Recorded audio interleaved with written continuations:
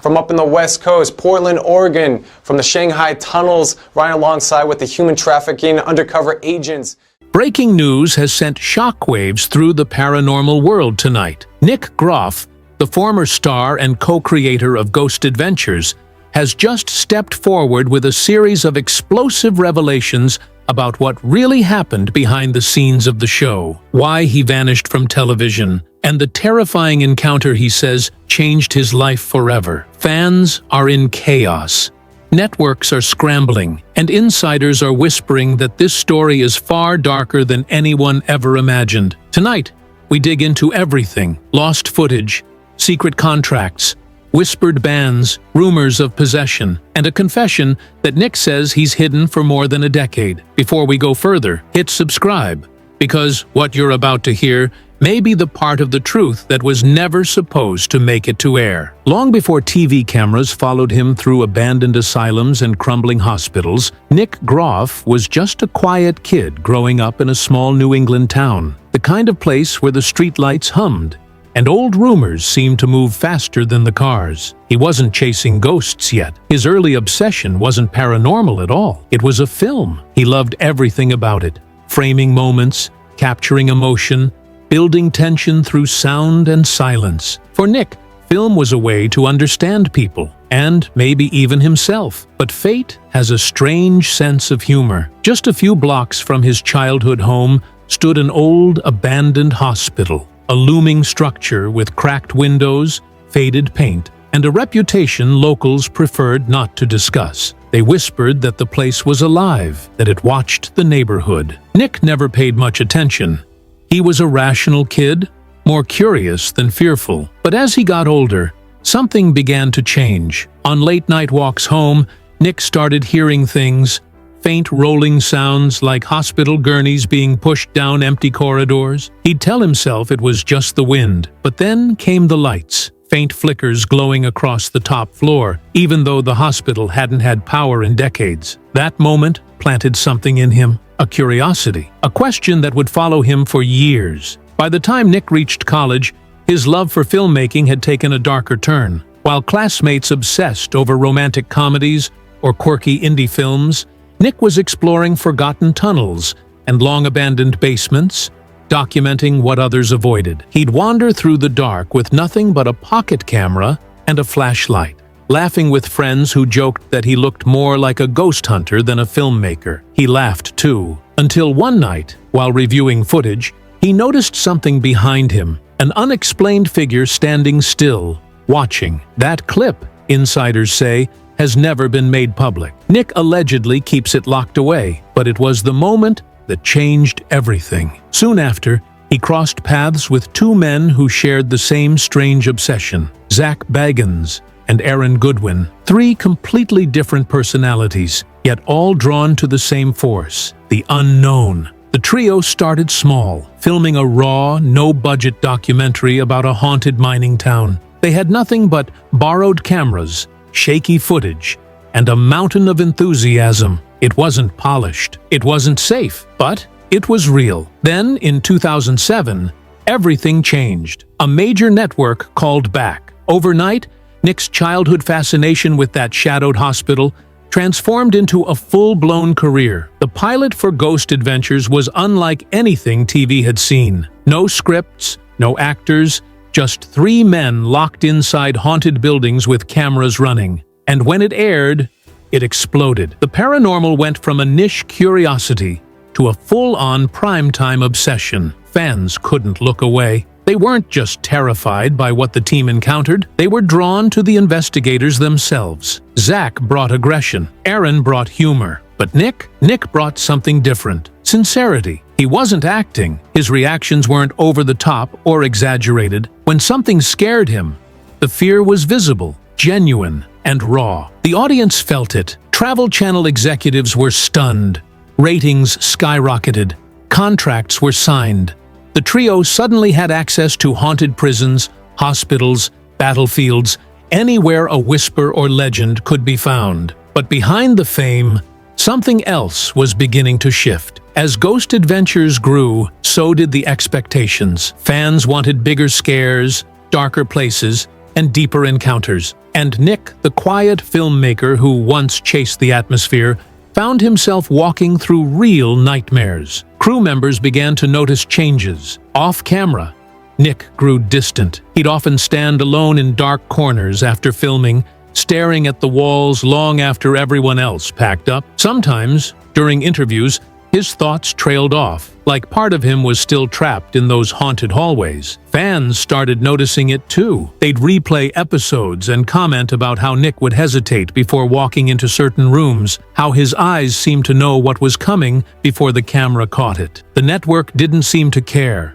Ratings were everything. The more terrified Nick appeared, the better the numbers. So producers kept pushing. Longer lock-ins, darker locations, more pressure. And every time Nick seemed shaken, they rolled the cameras again. What the audience didn't realize was that Ghost Adventures was no longer just documenting hauntings, it was creating them. Because the deeper Nick went, the more something seemed to be watching him. It was supposed to be a routine shoot, another forgotten town, another dark building. But that night changed everything. The crew drove to a desolate industrial town in Ohio. The target was a massive, decaying textile factory locals called Shadow Mill. It sat beside a polluted riverbed, the concrete stained with decades of chemical runoff. The building had a bad reputation. Graffiti artists refused to enter. Every night, watchmen the city hired quit after a few shifts, reporting strange movement in the rafters and the sound of breathing in the stairwell. From the moment Nick stepped inside, he felt it. The air was thick, almost wet, and his microphone picked up a low humming, even when he stood completely still. As the sun went down, the temperature dropped unnaturally fast. Frost formed on their jackets. Metal tools fogged over. Then came the smell, like burnt hair and iron. Producers loved it. Nick didn't. Halfway through the night, the crew suddenly lost contact with Nick's headset. At first, they assumed interference. Old factories often messed with radio frequencies, but minutes turned into 10, then 15. When they finally found him, Nick was standing perfectly still, facing a massive weaving machine from the 1940s. His mouth was half open. He was whispering, but the words didn't match his lips. When the footage was reviewed later, audio technicians found something terrifying. Underneath Nick's voice was another, deeper, rasping, like someone gasping for air between each syllable. When Nick snapped out of it, he was disoriented. He didn't remember the missing 14 minutes. His eyes were unfocused,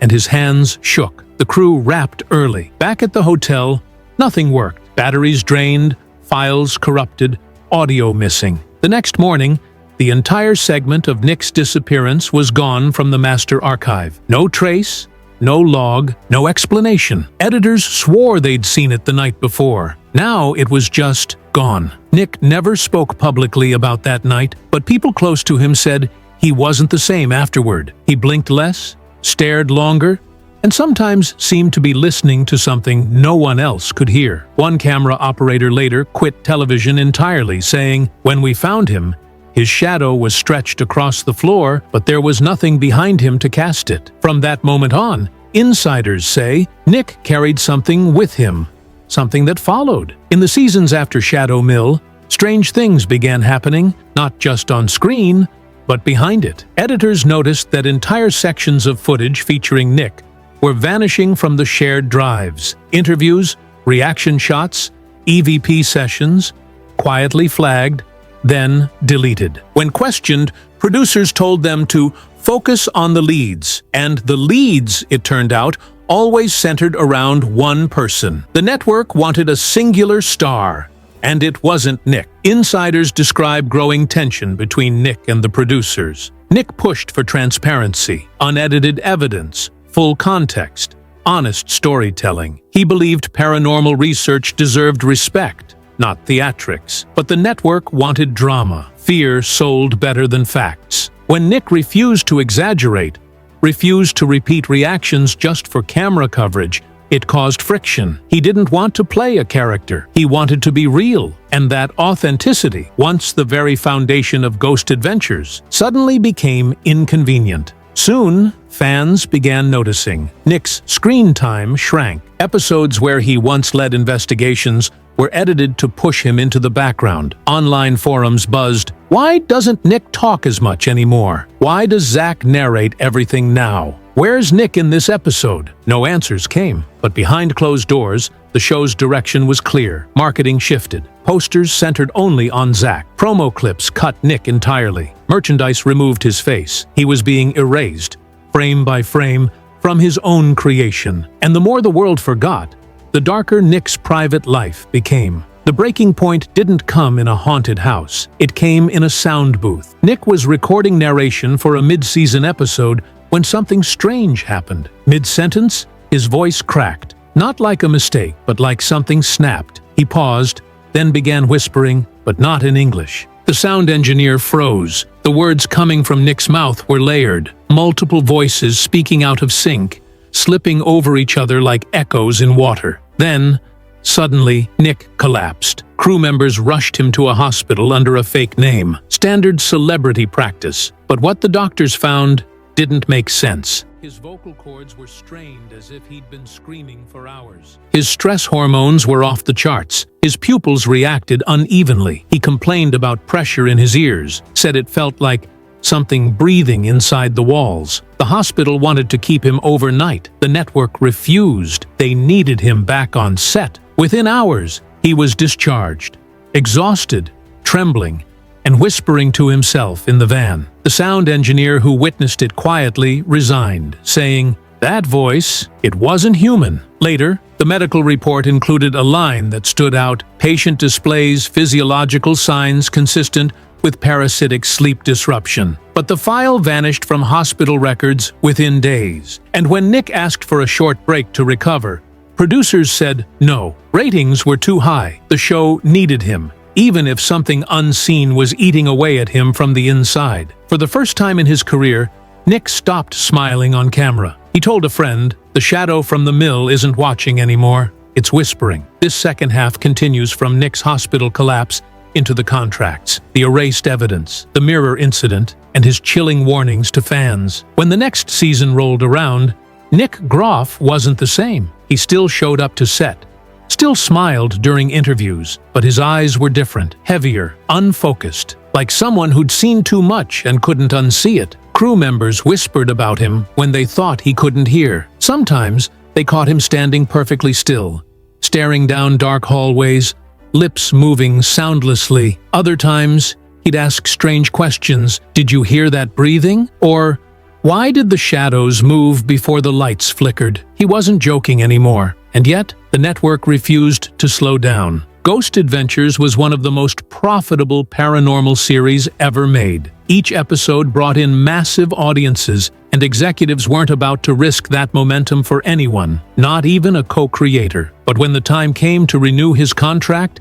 the papers they slid across the table weren't normal. Nick expected a standard renewal, more episodes, updated terms, travel budgets, maybe a small raise. What he got instead was a document so thick it looked like a legal trap. Buried in dense paragraphs and red underlines were clauses that didn't sound like anything used in entertainment. The first red flag was a non-compete clause, a restriction so severe that, for years after leaving Ghost Adventures, Nick would be legally forbidden from appearing on any paranormal show. Not just ghost hunting programs, any media involving folklore, superstition, or unexplained phenomena. In short, signing it meant killing his career. But the deeper he read, the stranger it became. There was a gag clause barring him from discussing specific investigations, including Shadow Mill. He couldn't talk about the missing audio, the lost footage, the strange behavioral changes among crew members, or anything referred to in the contract as